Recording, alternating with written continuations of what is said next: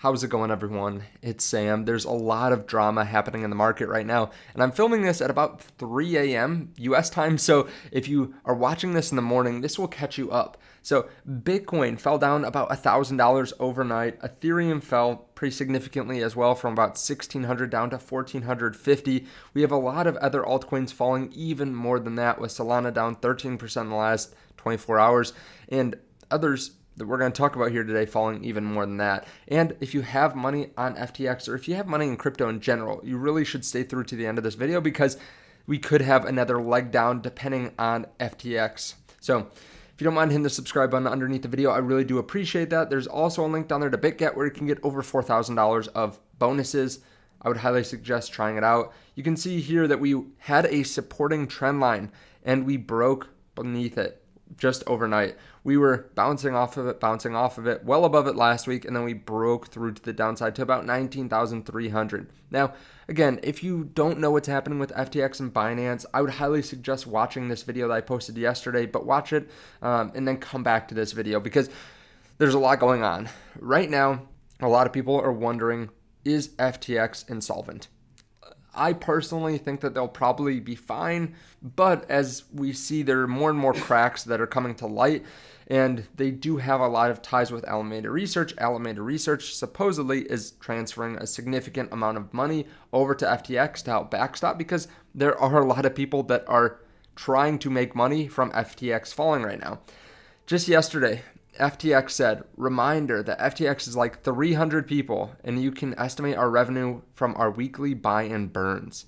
This thread will be our last serious one on the topic before we go to normal updates and shit posting. Now, personally, I like when companies are cool, calm, and collected when they're under pressure, and it seems like FTX is getting a little bit defensive. You can also see yesterday, they posted a ton of videos about their new offices, and I don't know if they're trying to post this because they want to seem like they're doing just fine and they have money to blow, but you can see them posting office videos about their new Tokyo office that they're moving into soon, their Bahamas headquarters, and their Miami office as well.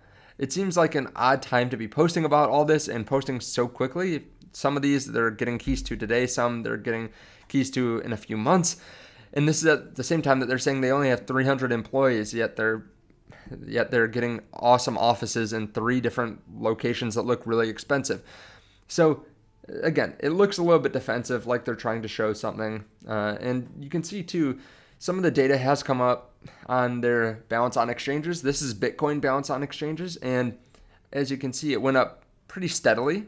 Back in 2021, we did see a drop, but that was also when a lot of people were starting to buy Bitcoin. So it could be just that people were buying a lot off the exchanges. There are some large purchases, but then it continues to go up and go up and go up until recently, where it started to fall down. You can see back in the summer, a good amount falling off of this exchange, maybe people just locking up long term. But then overnight last night, we had a large drop, and we're down to I think it's about 5,000 Bitcoin on exchanges.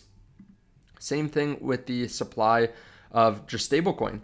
This is the All Stablecoins Exchange Reserve on FTX, and this was growing pretty steadily. I mean, you can see it has pretty big changes day to day, but then just yesterday, just over the last few days, it's fallen down really drastically. We got down to about 40 million just yesterday. Now we're up at 57 million or so.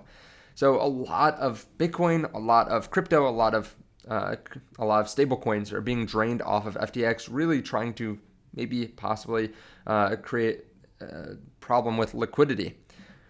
Now, a lot of people thought FTT, which is FTX's token, was basically going to get bought up by FTX, and they thought that because Binance said that they're going to sell their entire FTT bag, which is about, I believe it's about 25% of supply. I think it was about $2 billion worth of FTT. A lot of people thought that FTX said that they would just buy it at $22 per token.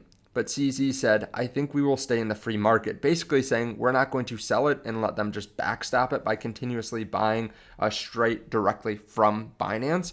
They're basically just they're not going to try to get that kind of deal. They would rather just do everything out in the open, make it as fair as possible. You can see FTX token has fallen down 20% in the last day, and a lot of other tokens are falling as well. So FTT, you can see here, down to $18.13. It fell all the way down to just about $15, just under $15. And when we look back here too, we have not seen that in a very long time.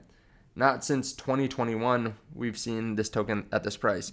Solana also fell drastically, and we know that FTX has a lot of ties with Solana. They hold a lot of Solana through Alameda Research as well. And you can see that we fell down to about $25 on Solana, which is below this previous support that we had seen around $26.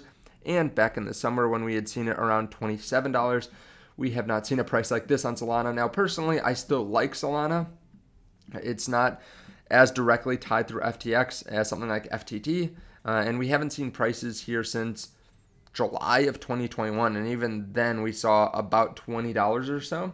So if Solana falls pretty drastically, I'll probably be picking up some more. I've been holding off on buying altcoins for a while, but I wouldn't mind picking up some more Solana. Now, it could fall pretty drastically if everything that happens with FTX continues to occur and we continue to see illiquidity and we see sharks trying to basically drain all this liquidity and create a capitulation event. We could definitely see Solana fall more. We could also see the whole cryptocurrency market fall. I mean, when you think about some of the names that have fallen so far, Celsius, Three Arrows Capital, even Anchor Protocol, we could see another similar event, I think, for FTX because it is so large. It's the second largest exchange out there.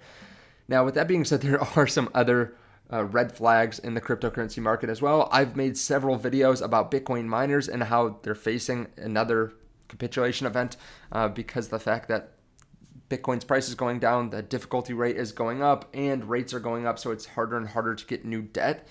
And apparently there's another Bitcoin miner that is facing a $103 million default claim from creditors, basically from Bitmain, which makes a lot of the, or sells a lot of the Bitcoin miners. So they have about 3.9 exahash per second, about 1.5% of the Bitcoin network's mining capacity.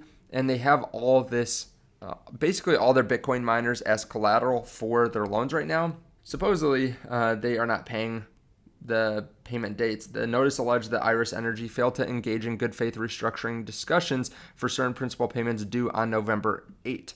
Now, if they fail to maintain sufficient insurance, this could constitute a default if not remedied within 10 days. So we may have another Bitcoin miner that defaults and goes bankrupt. And I've talked about several of them before, Core Scientific, Argo. So this is good for the Bitcoin miners that can make it through because the difficulty rate will fall if these companies really have to unplug their Bitcoin miners. And it will also make it that these other Bitcoin miners like CleanSpark can also buy their miners for a bit of a discount. Now, we also have the CPI data just in a few days. We have the forecast at 8%.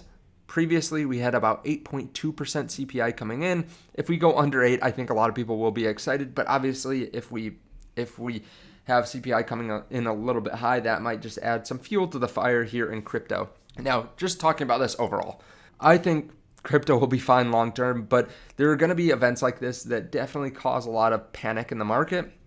And that's why I still believe in dollar cost averaging. I've talked about that at length on this channel before. And we're starting to get to levels where I might start DCAing a little bit more into some of these altcoins, like Ethereum under $1,500. That's getting a little bit more attractive to me.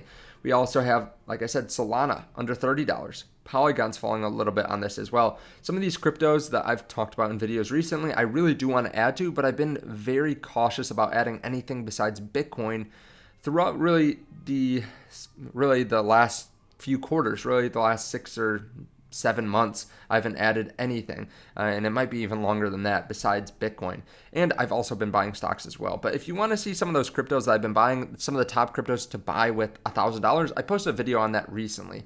Now, thank you so much for watching. Check out the link to BitGet underneath the video to get some sign-up bonuses and to long and short if you do want to do that in this kind of market. There is money to be made. Also, there's a link down there to moomoo where you can get some free stocks, up to 15 free stocks, and you get a $10 deposit bonus when you deposit any amount with the link underneath the video. Thank you so much, and I'll see you in the next one. Bye.